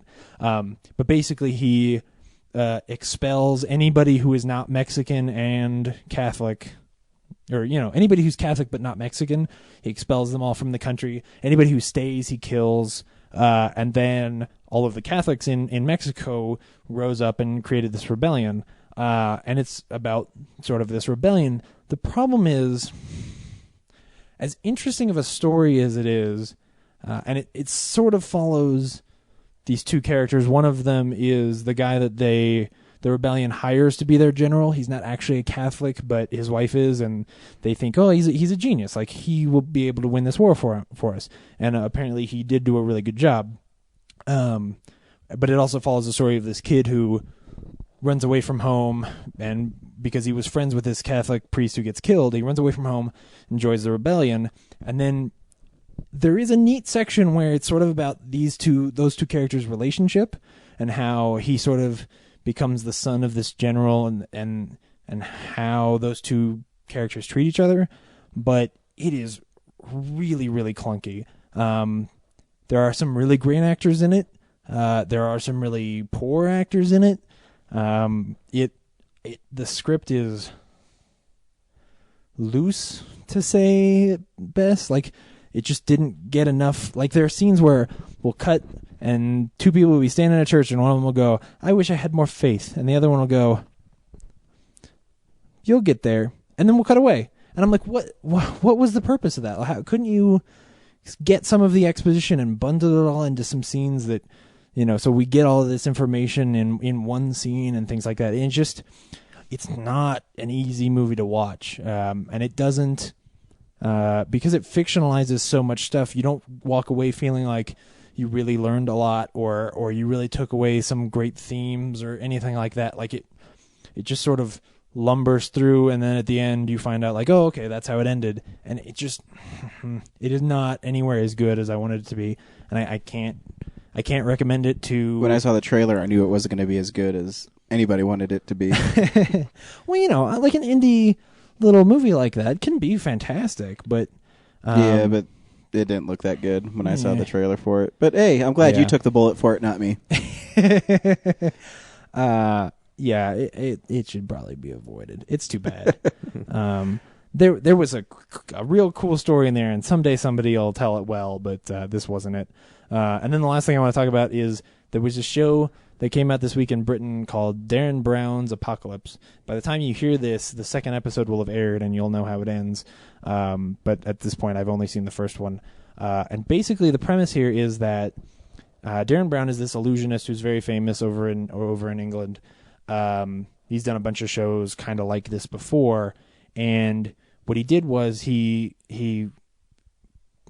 got a bunch of people together, sort of American Idol style, and interviewed them all, and had them interviewed by like psychiatrists and stuff like that to find out how, sort of sane they were, and then found one of them who is this guy who lives with his parents and doesn't really respect them well enough, and his mom even says like, I wish I knew that he loved me more, and you sort of get the idea that he's in a rut, not the best person that he could be. And then over a period of like 3 weeks, Darren Brown steals his phone and hacks into it so he can control what information goes to the phone, controls what information goes to the TV in their house, has these weird interactions between him and random people who basically implant this whole idea that there is an asteroid or a meteor shower going on soon. And then as the weeks progress, it gets more dangerous, and then like he gets actual celebrities and news people in England to record this stuff for him to see, that talks about like, oh, one of them might get too close, and like this might actually be a danger. And they start talking about like, oh, and there's going to be there might be a virus on some of these asteroids. So then he goes on a bus ride with his brother, and all of a sudden they've got it all set up so that like there's these explosions outside of the bus, and everybody on the bus is an actor, and the bus explode, or all this stuff explodes, and he sees people running around, and basically they convince this guy that the apocalypse happens, and he has like a 28 days later moment. Now, this is the first point where I should bring up that there are some people out there starting to argue that the guy that he decides to do this to might be an actor and this might be fake. Because the one thing that he doesn't convince me on is that basically on the bus, Darren Brown walks up behind the guy and has like figured out how to hypnotize him really quickly and makes the guy pass out. And then they, while he's still sort of hypnotized, walk him to a hospital, make him fall asleep for a while, and then when he wakes up, he has this controlled experience where he goes through the hospital and meets people that they have placed there that sort of cause him to... They cause certain aspects of him to come out, and they try to teach him courage and teach him like to be compassionate and things like that. Assuming that it is all real, I think that this is fascinating television. The moment that they win me, and I don't want to spoil too much of it, but I will say that in the first episode, when he's in the hospital, he meets this little girl, and she sort of tells him like the story of how she got there. And there's a moment where everything pauses. And again, assuming this is a real guy, he looks at the little girl and he goes, "Come with me," and he gives her his hand. And you actually watch that decision unfold on his face. And if it's real, it's amazing, because you really see this normal guy decide to be a hero, and it's really neat. I can't wait to see the second episode. It's only 2 episodes long.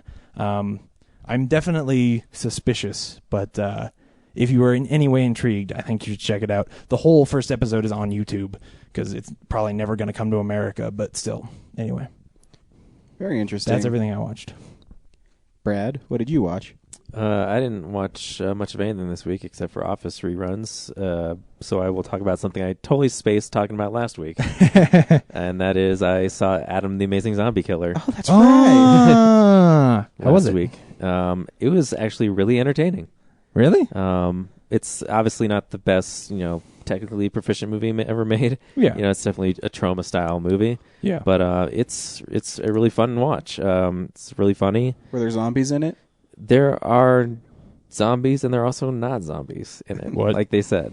And wait, what they're the right. fuck are you talking about? Okay, so quit being vague about it and tell me what the fuck is going on in this movie. So Adam the Amazing Zombie Killer is about a guy who is part of a bowling team, and they are in the running for the championship or whatever, and then the rival bowling team shows up, and convinces the bowling alley owner to kick them out for being rowdy, even though they weren't. So, Adam gets framed, basically, and his grandfather, I think, Framed. yeah, is it's a bowling who's played by Lloyd Kaufman, who runs Trauma. He's the historically the amazing bowler who in the past has been the star of the alley, and now his grandson is trying to take his team to the top. And so when they're not able to bowl anymore for the championship, the guys who are still in the running, who kicked them out, they're in cahoots with a local car dealership. I don't know why. I don't remember why the car dealership wants this team to go to the championship, but they do. And then Adam's girlfriend is thinks he's a loser, so she dumps him and goes off with the rival team's bowling star, and then in the process gets knocked on the head, in their fight or whatever. And then his concussion causes him to see people as zombies when they're not zombies. So he's walking around and thinking he's being attacked by zombies. And it's just people in the park hanging out, just fine. But so suddenly he feels compelled to destroy all the zombies. So he's killing all these innocent people. Shit. And it's there's some really creative deaths. He kills someone with a bowling ball, door-to-door salesman with a bowling ball through the chest. A woman who's doing sunbathing on her lawn. He shoves a lawn parasol up her ass to kill her. There's these people doing yoga, and he just comes by and starts ripping their arms and legs off. Now, okay. Are we seeing this as a dude killing zombies, or are we seeing this as a dude killing people? Because I think it's an important. Because you see his point of view where they're zombies, and then it cuts back to him, hurting these innocent people. Oh, okay. And then meanwhile, I think the villain Dario, who's the leader. The guy of the who's rival. killing people is not a villain. There's no good guys in this movie. It's Trauma. Remember that movie with the guy who eats dicks? Yeah, I'm just. Yeah. But anyway, eventually, he works his way back to. Is there lots of boobs in this movie? There are lots of boobs in this movie. Those guys promised it, and I was hoping that there would be. Yeah, lots of boobs, lots of violence. Actually, some pretty good one-liners. It was a lot of fun. So don't knock it. I would be fascinated to be in the room when they hire people and they just are like, "Yeah, we're just hiring you because we want to see your boobs in our movie." How does that? Well, she gets more than the girl who shows them gets to do more than that. So okay, yeah. And money. I'd do anything for money. Yeah. So, but anyway, yeah. The main thing is it's fun. People should check it out. AdamTheAmazingZombieKiller.com. There, it doesn't have distribution, right? Like most movies, so they're touring it around. They just went to Vegas with it.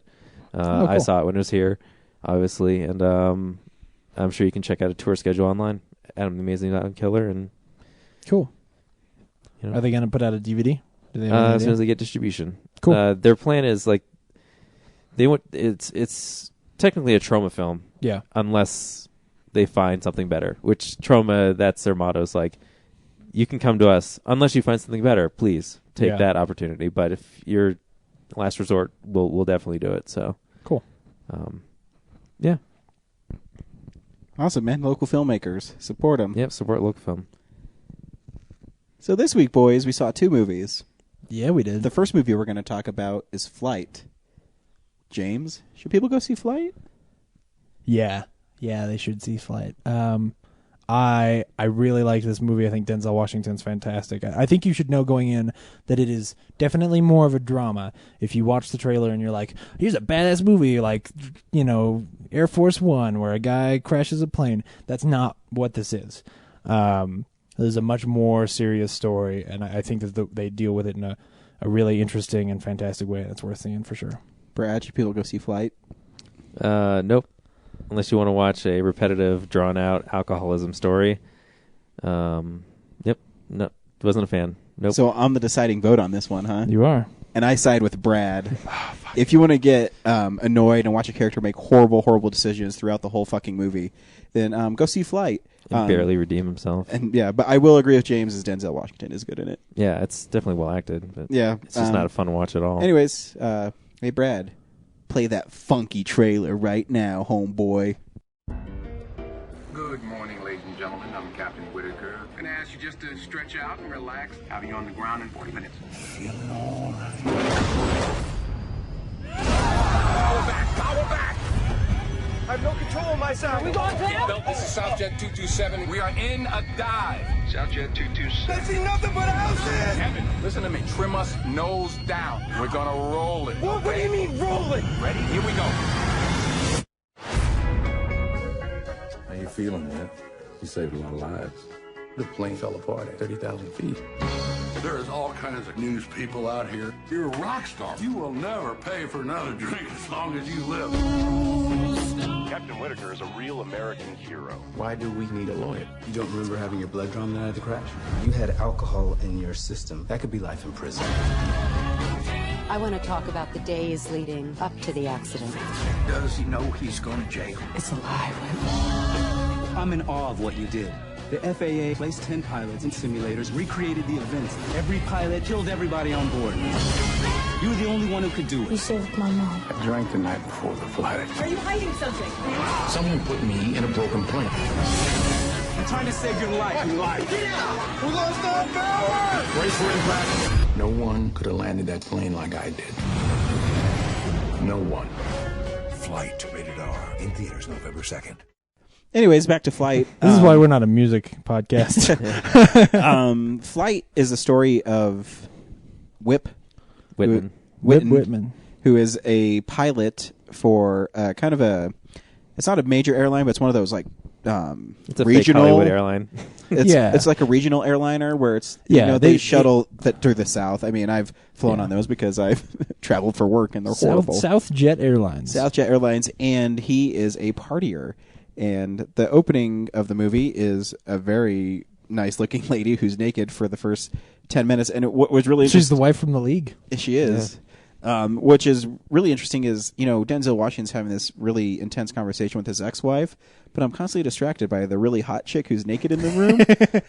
In the background, just walking around. In the background, which I will say that I do miss Robert Zemeckis doing live action because I think he's a great director. Oh, the whole movie.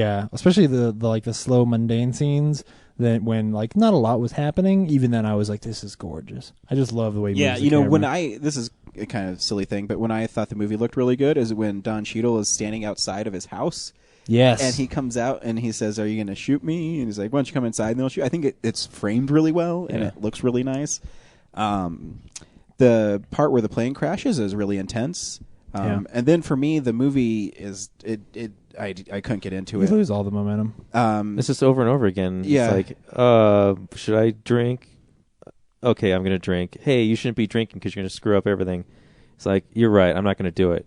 Oh, here's some more alcohol. I'm going to start drinking again. Yeah. Back and forth is like, because we get it. He is addicted to alcohol. To me, I thought it would have been really interesting if, because of that crash, he blamed what he was doing on it, and so he dumped out all the stuff. And I thought it would have been more interesting if they let you more into the investigation and him trying to, instead of him admitting. I don't know. I mean, I understand why he is that way is because he has a disease, and the whole movie is trying to point out either A, that alcoholism is horrible, which it is. Yeah. But also, it's like some sort of preachy movie where they're always saying, "Oh, it was an act of God. God did this. God did that. We were saved by people who were worshiping God." And to me, it was not only preachy, but it was also, I don't know. There's no point to it. I don't know where this is going. Yeah, I agree with you there. That aspect of the movie where because I think they did a good job of it earlier, where just the word choice earlier on. I thought I kept going like, oh, okay, they're getting at this weird this happened for a reason, and we're going to see that reason because of the experience he's going to go through. But man, they take it away, especially that scene in the hospital with the co-pilot. I'm like, you guys, you have lost your way in that scene where especially because his wife is such a caricature, and then he it's so out of place, and especially because that doesn't really go anywhere. Like, yes, I want to see this story of this alcoholic, going through everything he has to go through in order to get over that. But that whole thing about like, oh, well, God made this happen. There is no resolution to that. Like, unless you want to walk away and be like, oh yeah, it all happened because this guy was an alcoholic and he had to realize that. But that goes against the other side of it, which is that, like, yes, we keep seeing these scenes where he keeps making the wrong decision, but that is because, like, if we just saw one of them, we'd be like, oh yeah, he's an alcoholic, but then he gets over it because that's easy. But no, like, the whole movie is, we see him trying really hard to do good things. And I think it's actually why I love where it ends, because if you look back at the movie, there are so many times where he tries to do really good things and he tries to be a good person, but he has this monkey on his back and he just can't get away from it. And that's what's so compelling about it to me. To me, I never felt that he was trying to be a good person. He never made a choice where he says, you know what, I'm going to be a good person. The only reason he did things is because he was drunk. No, he was... Well, okay. Or he wanted to cover his own ass. Yeah, exactly. And there's some powerful scenes where he says, I'm an alcoholic, I've been lying my whole life. Yeah. Which is really interesting. And I like the scene where he was in AA and he thought AA was stupid. But to me, it's just, I'm going to make horrible decisions constantly. I don't know. To me, it's always hard for me to get into a movie where it's just, and to me, he became the character in the movie because, that one hotel room happened to be open and he sees all this liquor and he pulls out one bottle and then he's just going to go off the deep end when his whole life is, to me, that's part at that point I was like, really again? Like, yeah, exactly. And I was with Brad on that. So you said you loved it. So defend it some more, please. Well, to me, I look at him and I see him as a good person trapped inside of the body of an alcoholic, because there are things that he does like helping out this woman that he met at the hospital, and not only like saving her from her horrible landlord, but letting her move in with him. And I don't believe that when he did that, it was because he wanted to have sex with her. I thought he was going to fall in love. I don't think that's the way they play it. I think she made the first move in that part. I think so much of it relies on what I thought was a surprisingly emotional and impactful scene where the plane crashes, where he plays that like he is totally straight. Like he is... I actually found it really moving because you were watching this guy who was extremely talented execute a plan amazingly, like he was totally in control. And right then I think we see who that guy really is and what kind of a person he should be. But because he's an alcoholic and because of his history, he can't escape this other thing, and he keeps screwing everything up. And that to me is what was so fascinating about it, especially when we get to the end and he's this is really getting into spoilers, obviously, but when he's meeting with his son, and his son is like, I've never met you, and asks him like, okay, who are you? Which of course, to me, that is a silly ploy from the writer's perspective, because I'm like, okay, so many times if you take a writing class, they'll tell you that every story is a question of who are you, both for the character that we're reading about and as a mirror for us as the reader. But I think it's interesting because it made me at least go back and think about like, okay, who was this character really? And I was compelled by his story of trying to get over this, but I think that when you look back at him, you go like, okay, there was really a good person in there. He just couldn't beat this one thing, and it made alcoholism for me more tangible as somebody who has honestly never dealt with it in my own life, or certainly not with alcohol in the people around me. It made it seem like a much more difficult thing to deal with than I think most movies will portray it as. They'll be like, oh, this guy's an alcoholic, and then he gets help. But it really drags you through it and makes you. I mean, there are some intensely, fairly disturbing scenes with the way that he will behave, because Denzel Washington is again so good in this movie that. I don't feel the way, we talked last week about that movie you saw with Michelle Williams, where it's a person who's just making bad decisions because she's stupid and a bad person and we don't like following her story. This to me is different because I feel like he's just not in control. Like in those scenes when he's given the chance to drink again, you really, I felt like he doesn't have a choice anymore. Like this is just how he reacts to his world, and the only way he can be comfortable. So that is why I really enjoyed it. See, to me, also though, it like the preaching thing really annoyed me, but then it also, I agree. It also had cocaine can fix all your problems. Here, cocaine is great. Well, yeah, there are those. Yeah, that scene though, I think is entertaining. I thought it was funny. This idea that I never got into it. It's just to me, because it's him taking an upper to get rid of his downer, and it. I mean, people do that. There are people who will drink a lot. I understand that and then part, do cocaine so that they can function. But to me, it says it seems to have no consequence in the movie. Exactly, like it helps. I mean, what's the point of John Goodman being around? He's his drug dealer. Yeah, and that's his role in the movie. Yeah. And to me, it's just pointless. I understand why they wanted to put it in there, but they said, if you're really drunk, just take a bunch of coke and you can lie to the NTSB. And there are people who really do that. I mean, I that's what I think is actually compelling about that last scene where he makes a decision. I mean, he says when he's in jail, he says that he felt like he was out of lies because that last scene we realize like, okay, if we're rooting for him to make it through this movie and to not go to jail, he's actually got a chance there. Like it's almost like, okay, he's gotten away with it. All he has to do is keep going and not say that he was drinking. All he has to do is pin it on a dead girl and say, yeah, she probably drank him. But he just can't do it. And that's the scene where the good person inside of him finally wins out and goes, no, this is too far. I can't make this decision. I have to stand up and take responsibility for what I've done and admit what kind of a person I am and what problem I have. And then it goes to the place I never thought it was going to go, which is that he goes to jail. And he that's the way he cleans up, is that he pays for the mistakes he's made. Even though the whole time he saved a whole bunch of people's lives.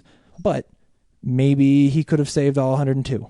Like that's the thing that the thing I kept expecting them to bring up was like, yeah, okay, you're amazing and you did something amazing, but you didn't do it perfectly. Not everybody walked off of that plane. Maybe if you were sober, everybody would have walked off.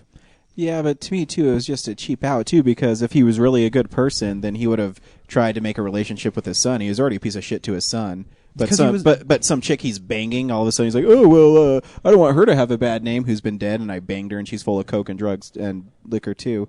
I don't know. To me, it lost me how preachy it got. And yeah, but I think it's more that he's using a woman who died on his watch that he was responsible for in order to hide his alcoholism. Like having a bad relationship with his son is bad, yes, but again, that's because he's an alcoholic. I don't know. It works for me, is what I'm saying, but it just didn't do it for me. Brad, anything else to say why it didn't work for you? No, like I was gonna bring up the cocaine thing too. It was just like John Goodman was funny. Yeah. Oh yeah. I'm on the list. But yeah, again, it's just like this character is so despicable. I don't know where this movie's going. Like the editing between the actual flight and the crash, and then the junkies story. I felt broke it up to where like it lost momentum. Oh, early on. Like if they had just done the movie, like okay, they take off, they can't get through the liftoff very well, and then they level out, and then go in the crash. Like if that had been broken up with the junkie story, I think it would have been stronger and more intense. But it's like it is having her appear and like start her story simultaneously is just like it slowed things down. And I was like, okay, where is this going? Are we starting a new? Is this an anthology? Like we're gonna start? Is this movie about a bunch of different lives that intersect later? Which it kind of is, but I mean, like, was it gonna have their own stories? You're right, and I think it's just kind of like, where's this going? And that definitely threw me off. But I think that if you didn't have that introduction to that character, I don't think that the scenes, especially like the scene in the stairwell, which I think is really good, especially in retrospect, because we realize that that the guy with cancer, all the stuff he's saying, he's really saying to our character, even though he's talking to her. Yeah. That scene I really liked. But I think that Denzel scene would could have actually less just impact. met the girl at that point. Like we didn't even have to like show her apartment backstory. I mean, it's important to when he like stops the landlord to know where that landlord, like some backstory on the landlord. Yeah. But I mean, from a storytelling standpoint, I feel like Denzel Washington could have like crashed, showed up in the hospital, and like met that woman Yeah. And explain, oh, well, yeah, I shoot up all the time, and that's why I'm Yeah. here. I don't disagree. And I think go back to my especially like shitty that landlord. scene where she goes to like the pornographer to get more drugs. Oh, yeah, like it's that like one's the really more pointless scene. Yeah, No, I agree with you there. But after that, like, yeah, I don't know. Yeah. Anyways, agree to disagree. Yeah, it's a So word. you can go see Flight and make your own opinion about it. And I think you should. James says you should. I say whatever. You should see it because Denzel Washington's good in it. If you want to see a good performance, see it for Denzel Washington. They're all really good performances, really. Best Robert Zemeckis movie since Castaway. Sure. I think I was saying it's like an unfun Castaway. Tom Hanks was on drugs. Yeah, I mean it's not as good as Castaway or Forrest Gump or anything like that. He needed, It's certainly not. But he needed like an inanimate object to hang out with him while he's Yeah. drinking. That would be more fun. The bottle. Yeah. He could have called Silly. it Cuddy. Cuddy? Cuddy Sark. We also saw Wreck-It Ralph. James, should people go see Wreck-It Ralph? Absolutely. Brad, should people go see Wreck-It Ralph? Definitely. Much more fun. I think it's one of the best movies of the year, so Whoa. you should definitely go see Wreck-It Ralph. Hey, roll that trailer. Be rad. My name's Wreck-It Ralph. I'm gonna wreck it! 30 years I've been doing this. I can fix it! It's hard to love your job when no one else seems to like you for doing it. You're just the bad guy who wrecks the building. I'm okay. If I'm really honest with myself, it sure must be nice being the good guy. Ralph, you are bad guy, but this does not mean you're bad guy. I don't want to be the bad guy anymore. Ralph abandoned his game. Welcome to Game Central Station. Bad guy coming. Everything changes now. Where's Ralph? Oh, sorry, Cubert. It's me, Ralph. Ralph's gone to hero's duty? Fear is a four-letter word, ladies. You want to go pee-pee in your big boy slacks? Keep it to yourself. Hi, mister. You're not from here, are you? Sugar Rush? You're game jumping? Hey! Aha! You wouldn't hit a guy with glasses, would you? Aha! You hit a guy with glasses. That's well played. Without Ralph, we're doomed. They're gonna pull our plug. What's that? A medal. I earned it in hero's duty. It's not that kind of duty. I bet you really gotta watch where you step in a game called Hero's Duty. Some nights I stay up, cashing in my bag. We can't change who we are. You can't mess with the program, Ralph. Some nights I win. Everyone here says I'm just a mistake. You ready for this? What do I stand for? I'm not leaving you here alone. Well, let's close out with the bad guy affirmation. I am bad. And that's good. I will never be good. No. And that's not bad. Hold that thought. There's no one I'd rather be than me.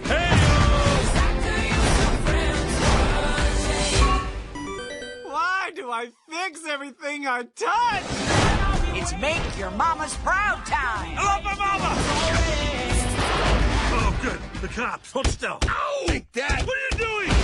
One game at a time, Ralph. Is it over? Can I talk yet? Yeah. You Okay, can go. cool. Yeah, no, this movie is awesome. One, because being a video gamer, it really brought back great memories, but it's also wonderfully made. Like, the movie is gorgeous. Yeah. I think it's the best work Disney Animation has put out in a long, long time. Yeah. Because I thought they always kind of struggled with the 3D animation kind of stuff. Meet the Robinsons and Oh yeah, it's definitely better than and stuff like that. Yeah. And the characters in it are so good, and they have so much heart in it. And it's not only a story about he wants to change who he is. I don't know. It was a really good movie. And Yeah. John C. Reilly is really good as Ralph, and Sarah Silverman is adorable. Which is weird because I usually find her voice fairly grating, but yeah, but for some reason she like turns it into a little girl's voice and it's adorable. And the makers of this movie, you could tell, really loved what they were doing. Yeah. They believed in it wholeheartedly because you have to kind of sell this idea to it. And I mean, the idea of the video games have a central station, and they hang out outside of their video games is kind of and there's cute. so much detail in there, so much stuff in the man. background where like I was saying after the movie, I was like, I want to see it again just because I want to just pay attention to the background, like not watch the plot in quotes. I want to just pay attention to what's in the background and see what neat stuff they threw in there, because I know there's a bunch of stuff where you're like, oh, you know, So neat. geek They're nods back like the there. Konami Oh, yeah. code. Oh yeah, and- did you see the Turtles arcade machine? Oh, I didn't. No. Yeah, damn it. It was in the arcade. Yeah, when he During was the talking montage? at the beginning, and his moving out, and all the arcades were games were changing. That's on weird. the I right didn't side, see that there was 'cause I was- the Ninja Dude, Turtles 100%. arcade. Very neat. But yeah, the little things where the 8-bit characters had missing animation parts. Oh yeah, well because they moved like they had, you know, like they could only move in blocks. You know, they moved like in 90-degree angles and such. Oh, it was awesome. And you know the opening Walt Disney animation, because they changed it recently to Steamboat Willie, where he's whistling a song. Yeah. But they changed it to an 8-bit like opening, a lot like Scott Pilgrim with the Universal, and that was clever. Everything about this movie, the details that went into it, the great story about. The script is so good. Like it is. It's really good. It made me cry. Like when Did it really? Yeah, when the Ralph decides that like he accepts the fact he has to be a bad guy and he has to punch those Mentos things, and he's just like, that's Really? got me. Yeah, Me too. Wow. Wow, then I am definitely the coolest on this movie, and I mean I do really like it, but It honestly, gave me that feeling like Toy Story 3 did when the toys are about to, No, burn in the no. incinerator. I got that same like, oh my god, like what a noble and I don't. It's not like a Shyamalan twist, but just thinking this whole movie is about Ralph, wanting to be a good guy, but deep down he's still a bad guy that can be good, and accepting that. But there's also like, the Von Sweets character, Yeah. being a glitch in the system that isn't a glitch. It's Yeah. And the Turbo villain, oh my god, the fact that he showed like He's super creepy at the end, man. Yeah, I had no like they tell that story, but for some reason I've seen a bunch of movies. Yeah, it did. It should be obvious that it's him, yeah. but when they reveal I it didn't either. that he's taken over as and I'm sitting there through the movie being like, why is this king so bad? Did they explain that? Did I miss it already? Yeah. And yeah, so What was his See, line? You're going to get turboed or something? Turbotastic. Turbotastic, and who's in the other game? Yeah. Turbotastic, making him crash. No, yeah, absolutely. Honestly, I think that's the part that works the least for me. I think my favorite scene in the movie is, as depressing as it is, just because I think it was ballsy, is the scene where where the king comes to him and tells him, like, hey, if you do this and she wins, like, they're going to shut our game down and she's going to die. And he crushes the car. Like, that scene for me was like, oh, this is ballsy. This is the kind of stuff I want from a kids movie, because I want kids movies that don't talk down to kids. Yeah. But the fact that it ends up just being another kids movie where it's like, hey, be yourself, like that for me, it sucked a lot of the emotion out of that ending for me, where he's like flying down at the end and he's like, oh, I'm a bad guy and that's okay. I was like, all right. See, I wanted a little bit more. I think it's a good story and I do enjoy the movie. I just mean it certainly did not You're make such me a cry. dick. You love seeing an alcoholic pilot kill people. You're like, oh, fuck that guy. But He didn't kill people. He saved 96 when kids are trying to be themselves, that's stupid. I've seen plenty of movies about kids trying to be themselves. Like, I wanted, but it's certainly not going to be my favorite animated movie of the year. Like, the part that really got me, actually, that I was like fighting back tears, is when he says, and it's not so bad getting thrown off the building anymore because I can look up and I can see Sugar Rush. I was like, no, I did really like that. Man. Yeah. I don't know why it really got me. I just love this movie. I mean, Jane Lynch reminded me of my wife because I thought she was hot and she had that same haircut and she was kind of a no holds bar kind of lady. Yeah. And she was great in it. Her and Fix It Felix together, all their scenes together are fantastic. Just because the way he acts around her, I think, was hilarious. That's the other thing too. It's like it's got like a B plot to the whole movie. Like it's not just focused on Ralph. And they've got the whole fix it. I have to see it again because there's so many clever lines in it that man, there's one where I love when who's Fix It Felix talking to, and he says, man, she's been programmed with the most heartbreaking Yes. code ever. Oh yes, that was maybe my favorite line in the movie. And then because man. then they go back and they show you it, so it is this totally meta joke about like about having those flashbacks. Oh yeah, no, you're right. And That was great. the hero's duty was, I mean, that whole scene was so well done and so beautiful. Yeah. Each world had its own aesthetic, and it was great. I was kind of expecting to see more. I was really surprised when we got into the candy one and just sort of spent the rest of the movie there. Yeah, So I that's was the only like- thing I didn't like was we Yeah. spent so much time in the candy world and it's like Yeah. not the most aesthetically pleasing. Like it's definitely well thought out and detailed, but it's just like it's not my favorite aesthetic. Yeah, It's I almost pastel wanted them to, for some in order to get her to win, have to go to a different world as well. But see, or there was something so like much that. But going on in that world. I mean, there was glitter, and there was sparkles, and there was candy, and I mean, it was so well done. Everything in that whole movie is so well done. Yeah. That I don't know. It just to me it is amazing. It's rich with details, to be sure. Yeah. And this is one of the few times where they got a lot of celebrities to do the voice, and I thought they did a good job. They did an amazing job with Yeah, it. absolutely, I agree.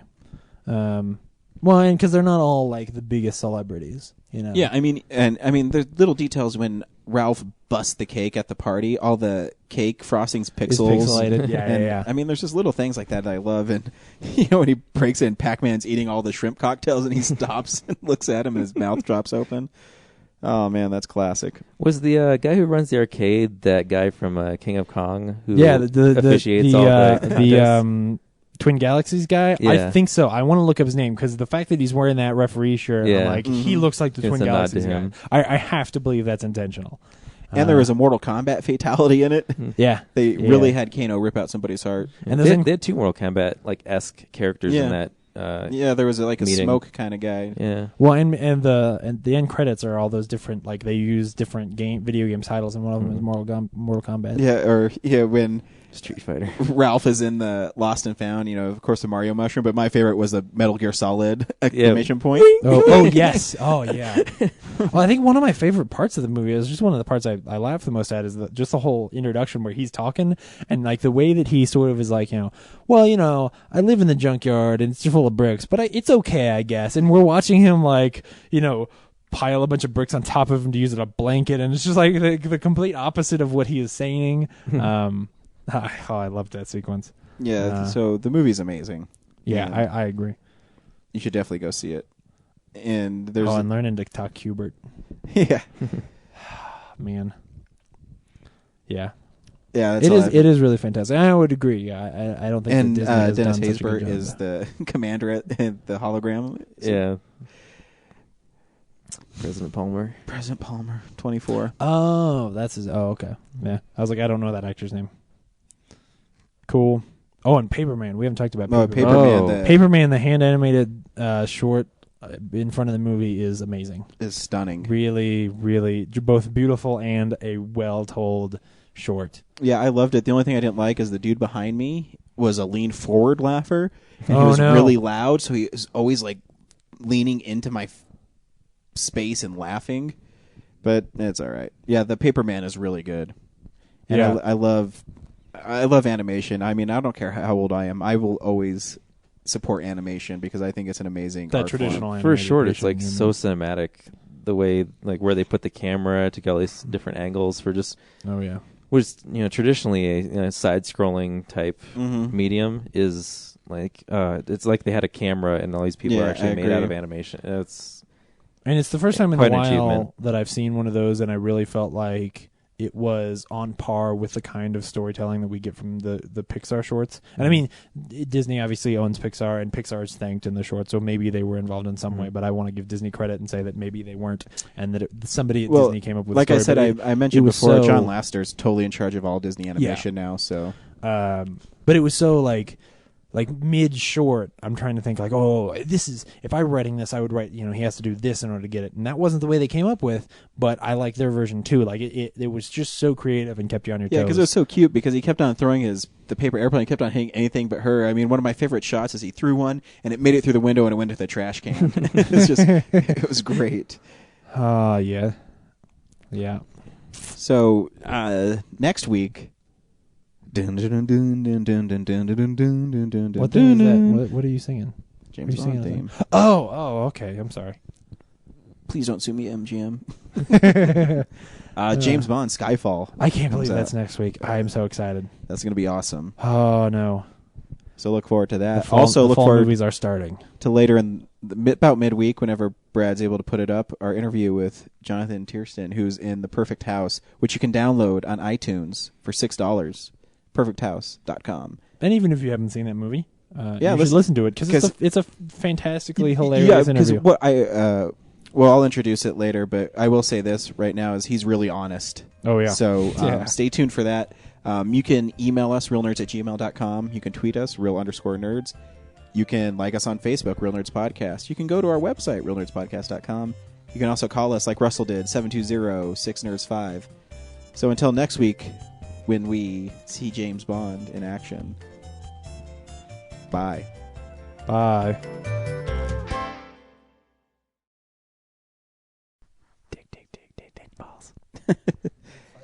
Ball sack. That looks like a dick. So you can draw a waveform. See if we can make a waveform that looks like a dick. Dick. See, now this all needs to get cut back into the end.